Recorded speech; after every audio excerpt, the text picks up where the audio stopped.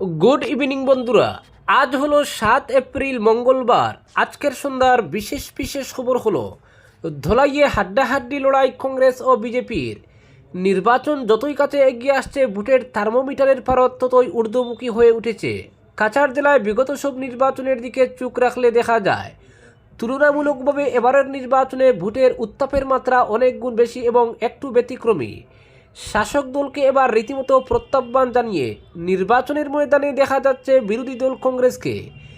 দুই একটি আসন ছাড়া বাকি আসনগুলোতে এবার স্পষ্টভাবে দেখা যাচ্ছে কংগ্রেসের প্রবল প্রত্যাহ্বানের মুখে রয়েছে শাসক দল বিজেপি। প্রচারের ক্ষেত্রেও কোনো দলই কারো থেকে কম নয়। পাল্লা দিয়ে চলছে প্রচারের মধ্যে কান জ্বালাপালা করা রকমারির গান। ভোটারদের নিজের ফালে টেনে আনতে এবার দলাইয়েও নির্বাচনী প্রচারে বিজেপিকে টেক্কা দিয়ে প্রচার চালিয়ে গেছে কংগ্রেস।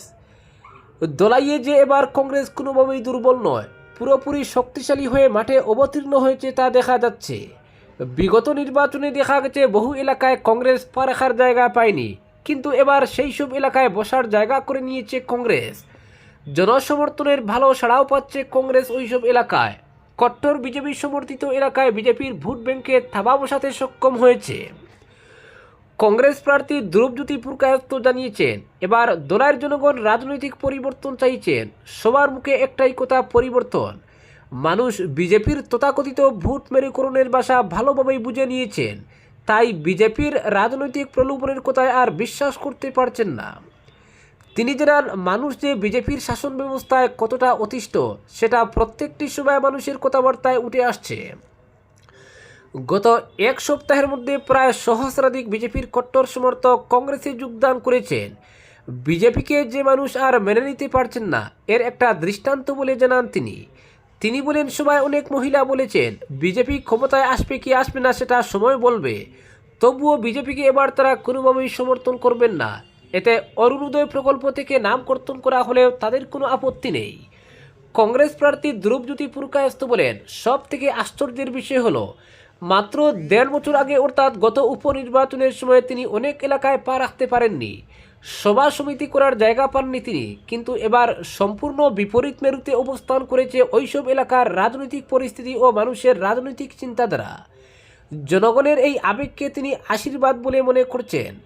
তিনি বলেন বিজেপি যদি দলাইয়ে এতই ভালো কাজ করে থাকে তাহলে পালংঘাটের নির্বাচনী জনসভায় কেন মুখ্যমন্ত্রী হিমন্ত বিশ্ব শর্মাকে অংশগ্রহণ করতে হয়েছে। দলাইয়ে বিজেপির বিজয় রথের চাকা 9 এপ্রিল স্তব্ধ হয়ে পড়বে বলে জানান কংগ্রেস প্রার্থী ধ্রুবজ্যোতি পুরকায়স্থ। দলাইয়ের সর্বস্তরের জনগণের প্রাণভরা ভালোবাসা, কংগ্রেসের প্রতি দলাইবাসীর রাজনৈতিক আবেগ ও অসীম আশীর্বাদে তিনি এবার বিপুল ভোটে জয়ী হবেন বলে জানান। এদিকে বিজেপি দলের কাছে তথাকথিত শক্ত দুর্গ হিসেবে পরিচিত দলাই যে এবার কতটা বিজেপির অনুকূলে যাবে সেটা এই মুহূর্তে বড়ই কঠিন, কারণ দলের অধিকাংশ কর্মীদের মধ্যে কেমন যেন একটা অসন্তোষের ছাপ দেখা যাচ্ছে। মুখে সবাই বলছে বিপুল ভোটে বিজেপি জিতবে, কংগ্রেস কোনো অবস্থায় দলাইয়ে জয় হাসিল করতে পারবে না। মুখে একথা বললেও কিন্তু মনের ভাবনা যে অন্য কথা বলছে সেটা আন্দাজ করতে পারছেন রাজনৈতিক সচেতন মহলের মানুষ।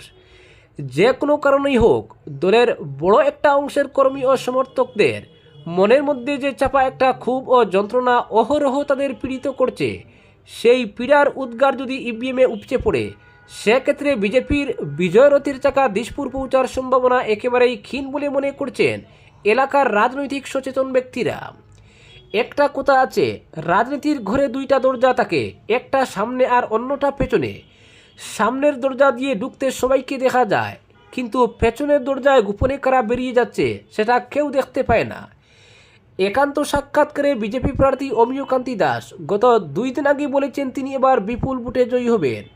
কংগ্রেস দল কোনোভাবেই তার জয়ের পথ অবরোধ করতে পারবে না, কারণ দলাইয়ে কংগ্রেসের পায়ের তলায় মাটি নেই, তাই জেতাটা কংগ্রেসের কাছে এক ধরনের দিবাস্বপ্ন বলে তিনি মনে করেন। দলাইয়ের মানুষ উন্নয়নে বিশ্বাসী, মিথ্যা প্রলোভন বা আবেগে বিশ্বাসী নয়। দলাইয়ের মাটিতে উন্নয়নের শিকড় পুঁতেছে বিজেপি, তাই মানুষ বিজেপিকে ছাড়া অন্য কিছুই বিশ্বাস করতেই পারছেন না বলে তিনি মনে করেন। 2-3 মাস আগে দলের মধ্যে যে অন্তর্ঘাত ছিল সেটা এখন নেই। দলের হয়ে সবাই ঐক্যবদ্ধ হয়ে মাঠে নেমেছেন বলে জানান অমিয়কান্তি দাস। অপরদিকে কংগ্রেস নেতা গৌরব গগৈকে গীতা হাতে বরদুর্বা টানে এসে সত্যি কথা বলার চ্যালেঞ্জ ছুড়ে দিলেন মুখ্যমন্ত্রী হিমন্ত বিশ্ব শর্মা। তার স্ত্রী রিনিকি বুইয়া শর্মা এবং সন্তানদের নিয়ে ভিত্তিহীন তথ্য প্রচারের বিরুদ্ধে গর্জে ওঠেন মুখ্যমন্ত্রী। তিনি বলেন, আমি গীতা হাতে নিয়ে বলবো, যদি দেশের বাইরে আমাদের কোনো সম্পত্তি থেকে থাকে 3 দিনের ভেতর আমাদের মৃত্যু হোক, তবে গৌরব কি পারবেন একই কথা বলতে? তাকে সরাসরি চ্যালেঞ্জ জানাচ্ছি। রিনিকি বুইয়া শর্মাকে নিয়ে কংগ্রেস যে তথ্য তুলে ধরেছিল সেগুলো মিথ্যে প্রমাণ করে দিয়েছেন মুখ্যমন্ত্রী। তবে রাজনৈতিক অভিযোগ ও পাল্টা অভিযোগ শেষ হয়নি।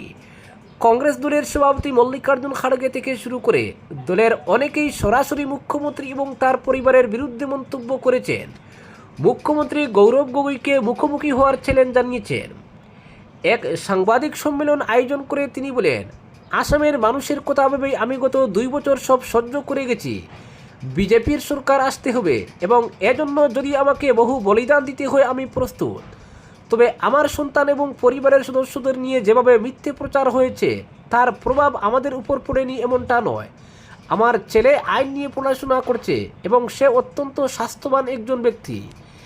এক সময় বলা হয়েছে সে ড্রাগস সেবন করে এবং তার নামে প্রচুর ভুয়ো কোম্পানি রয়েছে। এর একটারও প্রমাণ পাওয়া যায়নি, অথচ এ নিয়ে একাংশ সংবাদ মাধ্যম ফলাও করে প্রচার করেছে। আমরা এই কঠিন মুহূর্তগুলো একসাথে থেকে পার করেছি। ওরা অন্য কারো সন্তান হলে আত্মহত্যা করত।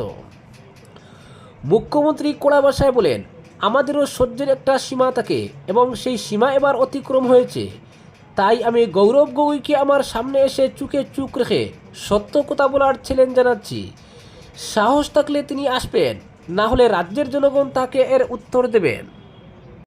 অপরদিকে হাইলাকান্দিতে ঘরে ঘরে প্রচার বিজেপি প্রার্থী ডক্টর মিলন দাসের। কংগ্রেসের কোনো ইস্যু নেই, তাই তারা এআই ভিত্তিক ভুয়ো নথি চড়িয়ে মুখ্যমন্ত্রী ডক্টর হিমন্ত বিশ্ব শর্মা ও তার পরিবারকে বদনাম করার চেষ্টা করছে বলে দাবি করলেন বিজেপির হাইলাকান্দি বিধানসভা কেন্দ্রের প্রার্থী ডক্টর মিলন দাস। সংবাদ মাধ্যমকে দেওয়া একান্ত সাক্ষাৎকারে তিনি এই দাবি করেন। তিনি হাইলাকান্দি শহরের কাছের তুপখানা এলাকায় বাড়ি বাড়ি গিয়ে প্রচার চালান। প্রচারের সময় স্থানীয় মানুষ তাকে স্বাগত জানান।